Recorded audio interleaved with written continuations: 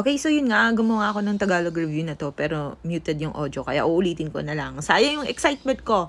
So anyway guys, welcome me back. Ito na naman tayo para sa isang anime review na in Tagalog, ang Romantic Killer. Mapapanood niyo siya sa Netflix, lumabas lang siya nung October 27, ayan, nakasulat sa poster.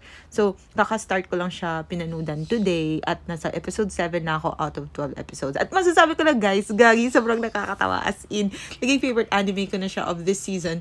Dahil sa sobrang, ang ganda ng kanyang humor talaga. Every episode talagang laugh out loud talaga ako. As in, para akong baliw dito na tumatawa mag-isa. Okay, so, ganito ang kwento niya. Itong bidang babae natin, ang buhay niya ay yung mahal naman niya ang kanyang pusa, yung kanyang minamahal na pusa, video games, at saka chocolate.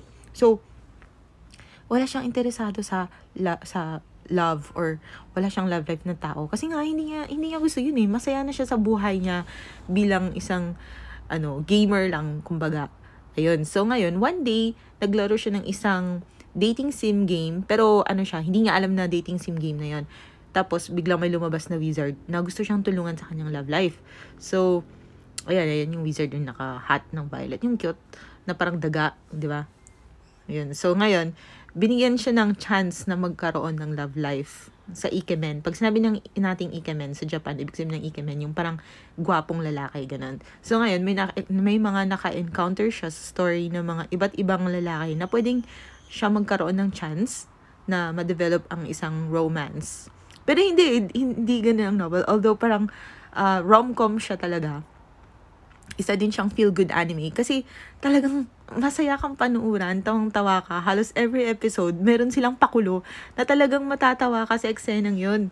So, gustong-gusto ko siya. At dahil bago siya, promise guys, if naghahanap kayo ng mapanood na bago at parang alam niyo yung bored na kayo sa ibang genre nyo, try nyo naman to. Siguradong masasayahan kayo.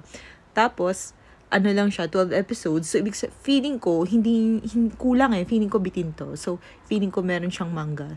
Hindi ko pa na-explore, hindi ko pa na-research. So, if napanoodin nyo na tong anime na to, let me know kung nagustuhan nyo. Kung hindi nyo pa napanoodin, well, panoodan nyo na. Tsaka, let me know kung nagustuhan nyo. Okay? Alright, so, that's it for now. Tutuloy ko pa yung panood ko. I think matatapos ko to lahat in today kasi day off. Walang trabaho. So, marathon muna tayo. Bye!